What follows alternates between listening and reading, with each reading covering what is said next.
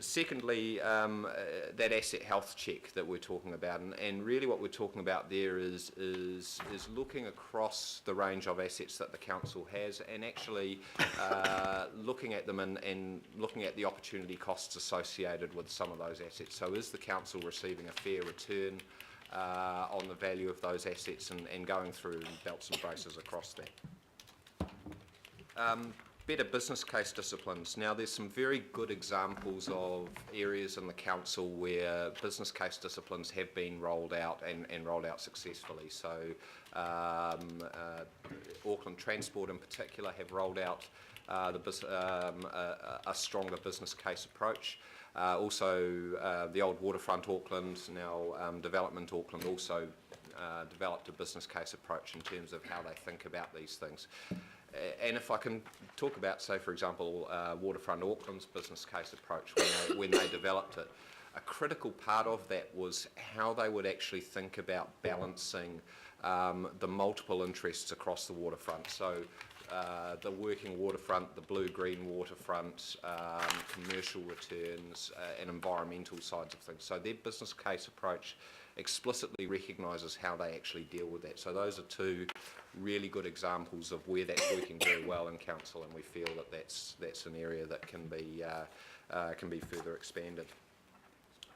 A critical part of what we talk about is an infrastructure acceleration fund in terms of process, and that links into a lot of the discussion around some of the asset optimisation side of things. So in other words, the acceleration fund, and these have worked very, very well overseas, is that if you were to look at any asset recycling, the proceeds of those sales would go into that infrastructure acceleration fund and be explicitly tagged for a specific purpose. So in other words, and this is where these have been successful overseas, is the ratepayer doesn't just see them go, see the proceeds or the efficiencies just disappearing into council's back office. They can see actually what they get in return for any action taken on those assets. In terms of the asset optimisation side of things, we've looked across the scope of the Auckland Council's balance sheet, and there are a range of options there in terms of full and partial sell down of Auckland International Airport, the full and partial sell down of the diversified assets portfolio, Good. and also looking at some options around the Auckland Energy Consumer Trust, the long-term lease of the ports of Auckland, sale of surplus land, and better commercial disciplines around some of the CCOs in terms of water care. Now, happy to necessarily on each one of those, there's some quite detailed discussion on those, so maybe it's probably best to take questions directly as a result of those. That they're fully there. The point I would make on this, and the critical thing here is the way that we've characterised each of those options. So, for example, you'll see on the Energy Consumer Trust, that's very much a kind of complex approach. It's very strongly governed by a trust deed. So actually, whilst we've gone through belts and braces and identified it as an opportunity, actually the scope is quite clearly governed by a very explicit trust deed, and the actual opportunity there is potentially quite limited. I just put that as an example to show it's not just a matter of us identifying all of these as opportunities. We've actually gone through a process and identified the range of issues associated with each one of those. In terms of operational performance, I'll hand over to Joanne for the first couple. Thanks, Chris. So in terms of shared back office functions, really here we're saying there is an opportunity. You should do some further analysis around the multiple teams you've got across the group performing a number of similar functions, whether it be payroll, legal, procurement, HR. In terms of pricing, I'm going to jump down to 3E because 3B, C and D really have a property related impact, so we can sort of cluster those. Pricing review is very much around, there is an opportunity to consistently do an annual review of pricing and look at some other tiered pricing strategies that may in fact maximise revenue. Following that fleet review, we recognise in our report there's actually a number of fleet reviews either in progress or have been completed across the group.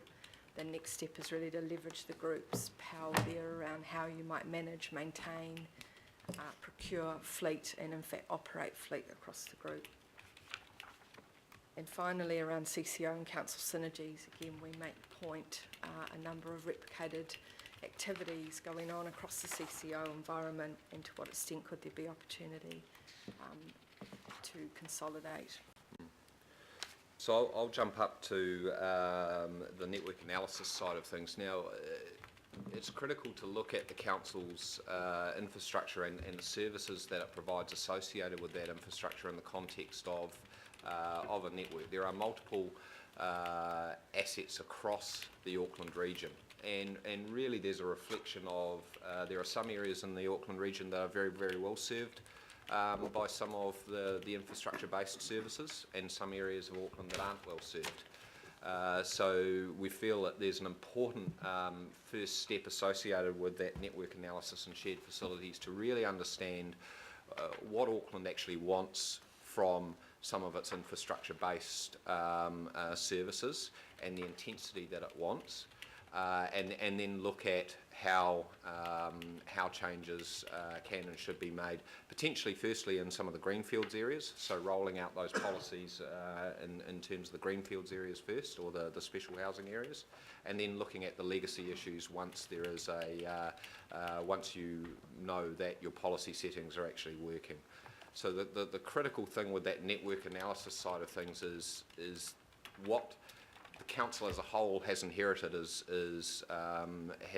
got very mixed intensity, and there needs to be a process to look at how that can be improved over time. The accommodation strategy is another critical one, and again it's a reflection of what the council has essentially inherited. Many of the council and the CCOs are actually doing a really good job in terms of managing their accommodation and managing it appropriately across the board to get really good results. But going forward, as the council looks at opportunities in terms of sale and lease and its longer term accommodation needs, and our accommodation strategy is really critical to that. And by that, what we really want to emphasise with the accommodation strategy is not just the cost per person per square metre or the rental costs. It's actually the benefits that council and CCOs, for example Auckland Transport and Watercare and so on, can actually get from being closer to one another and those synergies. You know, the critical thing, if I was to take, for example, Auckland Transport as an example, is there are a large number of Auckland Transport employees who spend all their time working with the council body, the main council body, and also with the New Zealand Transport Agency, and also the professional services engineering companies and things. It's really critical for them to be in the city centre. The operational savings that you make from that are really important. So that's what we mean when we talk about an integrated strategy that not just looks at, you know, the per square metre cost. It's actually the operational efficiencies associated with that as well. And that also links into the development of existing land and buildings. Now here's another area where the council's starting to make some really good strides there, and really just what we're talking about is the continuation and potentially the acceleration of those opportunities. For example, the ability of park and rides within Auckland Transport to not just provide a service for people using public transport, but to also get better commercial value out of those. So, you know, it achieves multiple things. Now, Auckland Transport's already doing a good job in expanding those and looking at the opportunities there. We just note them as opportunities for further development and increasing. And also just to touch on the alignment of the CCOs and council synergies there. So there are a range of areas where effectively the council family come together on a range of sites. For example, ferry sites are a very good example of that, where you have Auckland Transport, you've got parks and reserves, you've often got you've got Development Auckland, and potentially sometimes there's a library or another facility there, all in very close proximity to one another. And the ability for those parts of the council to come together in an integrated land use plan and actually get the best out of those sites in a joined up way is an area where we think a lot of ground can be made.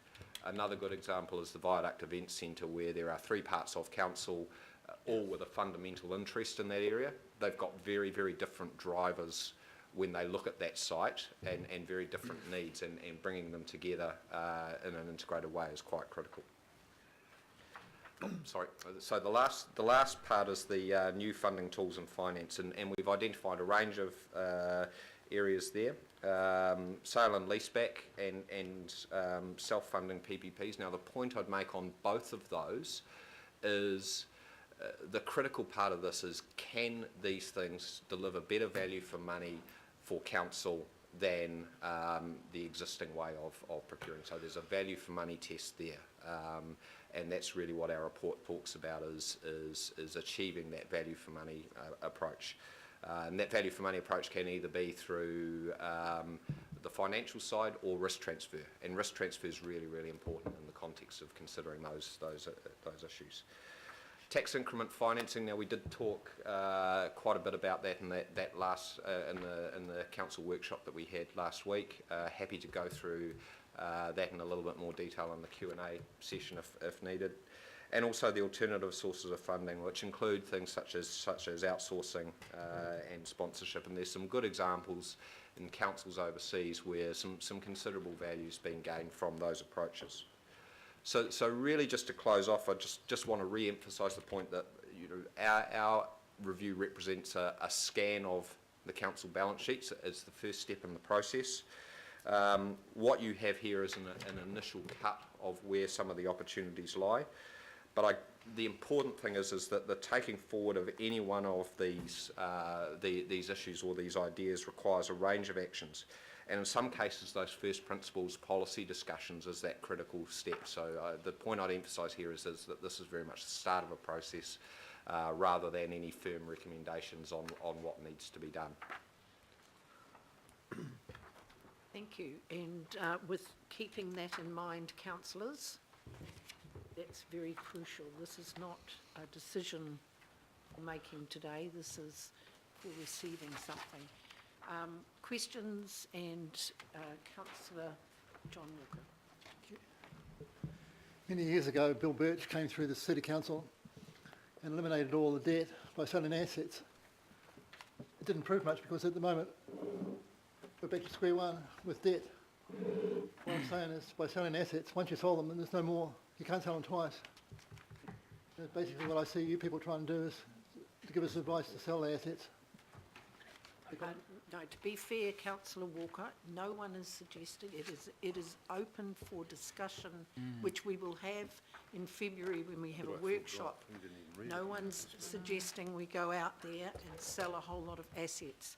There are lots of different ways in these reports that we can leverage off assets. So, any other questions? Questions, Councillor? Can I just make one point, Madam Chair? Hang on, I've got a list. Go, thank you.